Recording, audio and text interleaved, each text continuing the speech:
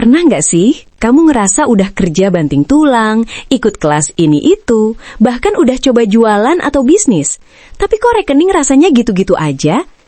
Kayak ada magnet terbalik yang bikin uang itu lewat doang, numpang permisi, terus hilang lagi. Banyak yang bilang itu soal keberuntungan, tapi kalau kita tanya para pakar seperti Dr. Joe Dispenza atau Stephen Covey, mereka bakal bilang hal yang sama. Energi kamu lagi bocor. Di video kali ini, kita bakal bedah tuntas kenapa energi uang di dalam diri kamu bisa rembes dan gimana cara nutup lubangnya biar rezeki makin lancar. Yuk, kita mulai. Hubungan antara energi dan uang itu sangat erat. Banyak pakar menyebut uang sebagai energi yang terwujud.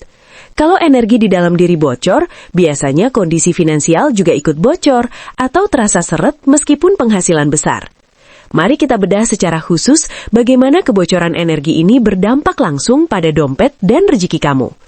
1. Kebocoran lewat rasa tidak layak, unworthiness. Ini adalah lubang paling besar.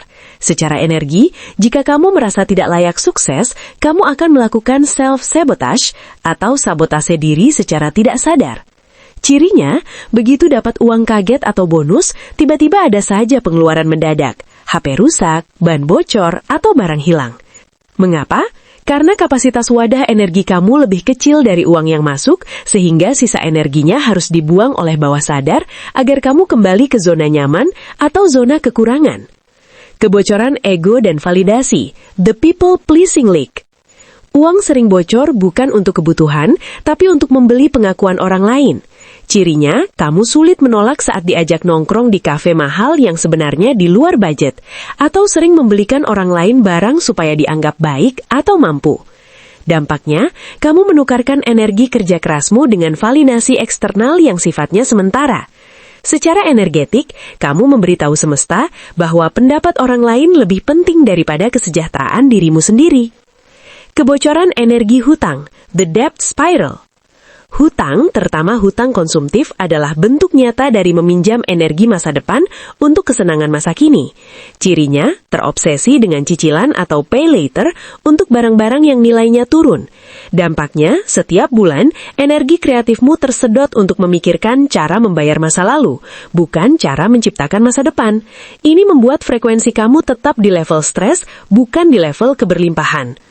Kebocoran ketidakteraturan finansial, chaos leak. Uang itu energi yang suka struktur.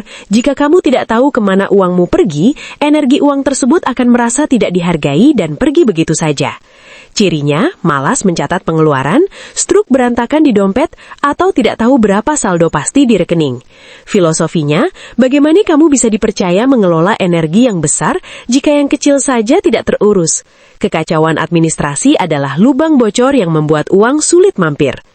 Kebocoran mentalitas diskon dan gratisan. Terlalu fokus mencari yang termurah atau gratisan bisa memancarkan energi saya tidak mampu. Cirinya, menghabiskan waktu berjam-jam hanya untuk menghemat 2.000 perak atau selalu berharap orang lain yang bayar. Dampaknya, kamu sedang memprogram otakmu bahwa waktu kamu tidak berharga. Waktu yang habis untuk mencari diskonan receh seharusnya bisa digunakan untuk berpikir besar yang menghasilkan jutaan. Yuk kita bahas satu persatu solusi buat 5 kebocoran energi yang disebutin tadi. Bahasa santai aja, biar nggak kaku kayak baca skripsi. Langsung aja yuk. 1. Kebocoran karena rasa tidak layak atau unworthiness. Masalahnya, kamu nggak merasa pantas sukses. Pas dapat uang lebih, tiba-tiba ada aja musibah kecil yang bikin uang itu lenyap. Itu bawah sadar yang lagi ngebuang kelebihan karena kapasitas wadah energimu masih kecil. Solusinya, latihan afirmasi tiap pagi. Aku layak menerima uang sebanyak apapun tanpa harus rugi dulu. Ucapin sambil pegang dada, biar nyambung. Buat rekening khusus terima kasih. Setiap dapat pemasukan tak terduga, bonus, rezeki dadakan, langsung transfer 10% ke rekening itu. Tujuannya melatih bawah sadar kalau uang datang itu aman, nggak perlu dibuang lewat musibah. Cerita ulang masa lalu. Ingat-ingat siapa yang dulu bilang kamu nggak bakal kaya atau kamu itu anak kurang mampu.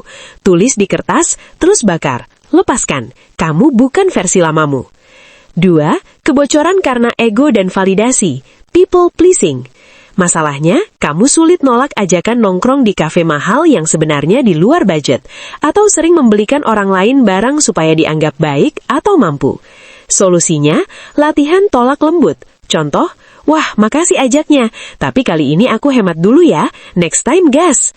Orang dewasa bakal ngerti, yang nggak ngerti justru mereka yang toksik. Buat aturan 48 jam. Sebelum beli sesuatu untuk impress orang lain, hadiah mentereng, traktiran, atau outfit pesta, tahan 48 jam. Biasanya keinginan buat pamer bakal pudar sendiri. Alihkan ke self-validation. Setiap kali berhasil menolak ajakan yang bikin tekor, kasih hadiah ke diri sendiri. Misal beli es krim favorit. Otakmu akan belajar menolak validasi orang lain equals nyaman. Kebocoran energi hutang, the debt spiral. Masalahnya, hutang konsumtif, pay later, cicil gadget, bikin energi kreatifmu habis buat mikirin gimana bayar bulan depan, bukan buat cari duit baru. Frekuensi jadi stres. Solusinya, prioritaskan lunasin hutang dengan metode salju atau snowball. Urutkan dari hutang paling kecil nominalnya, lunasin satu-satu. Jangan pedulikan bunga dulu. Setiap lunas satu, rasakan lega. Energi langsung naik. Ubah kebiasaan beli dulu bayar nanti. Sebelum klik pay later, tanya, apakah ini akan menambah penghasilanku atau hanya menambah bebannya? Kalau jawabannya hiburan semata, tinggalkan. Buat rekening bebas hutang. Transfer 5% dari tiap pemasukan ke rekening khusus buat lunasin hutang. Lihat saldo itu sebagai pintu keluar dari spiral. Jangan dipakai buat yang lain. Kebocoran karena ketidakteraturan finansial, chaos leak. Masalahnya, dompet penuh struk sampah, saldo nggak pernah tahu persis, pengeluaran nggak dicatat, uang itu energinya suka struktur, kalau berantakan, dia pergi. Solusinya, setiap malam 5 menit aja, catat pemasukan dan pengeluaran hari itu, bisa di notes HP atau aplikasi gratis, nggak perlu ribet, yang penting konsisten. Bersihkan dompet setiap minggu, buang struk, rapikan uang, jangan dilipat sembarangan. Letakkan uang dengan wajah pahlawan menghadap ke atas. Ini soal penghormatan simbolis, tapi efek psikologisnya kuat.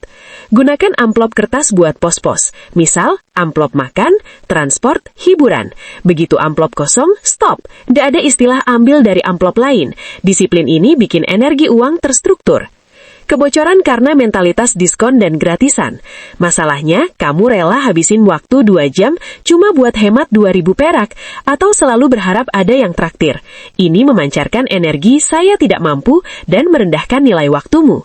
Solusinya, hitung nilai per jam kamu. Tulis di kertas, waktu 1 jamku equals Rp... minimal UMR. Setiap kali tergoda cari diskonan receh, tanya, apakah waktu yang kuhabiskan lebih berharga daripada diskon ini? Latihan bayar penuh tanpa diskon sekali bulan. Misal beli kopi di kedai favorit, bayar normal, tolak diskon. Tujuannya melatih otakmu bahwa kamu mampu membayar harga penuh, gak perlu selalu jadi pemburu diskon. Ganti mindset dari gratis itu hebat, menjadi nilai itu hebat. Jika ada webinar gratis, tanya, apakah ini beneran berisi ilmu atau cuma promo jualan? Kalau hanya promo, skip. Waktu kamu lebih berharga. Sekali lagi, 1. Stop komplain soal tagihan. Saat membayar listrik atau air, ubah mindset dari duit keluar lagi, menjadi terima kasih saya punya uang untuk membayar kenyamanan ini. Ini mengubah energi kurang menjadi cukup. 2. Merapikan dompet. Jangan biarkan dompet penuh struk sampah. Susun uang dengan rapi, tidak tertekuk. Ini bentuk penghormatan pada energi uang. 3. Investasi pada diri sendiri. Seringkali energi uang tersumbat karena kita pelit untuk belajar hal baru. Mengeluarkan uang untuk ilmu adalah cara memperbesar wadah energi kita. 4. Maafkan masa lalu. Jika pernah rugi atau tertipu, lepaskan dendamnya. Selama kamu masih marah soal uang yang hilang dulu, energi kamu tetap terikat di lubang masa lalu itu. Kesimpulannya, uang akan mengalir pada orang yang memiliki energi stabil, menghargai diri sendiri, dan punya tujuan jelas. Kamu mengalami yang mana? Tulis di kolom komentar ya. Kalau kamu merasa konten ini bermanfaat untukmu, temanmu, atau kerabatmu, jangan lupa subscribe, like, dan share.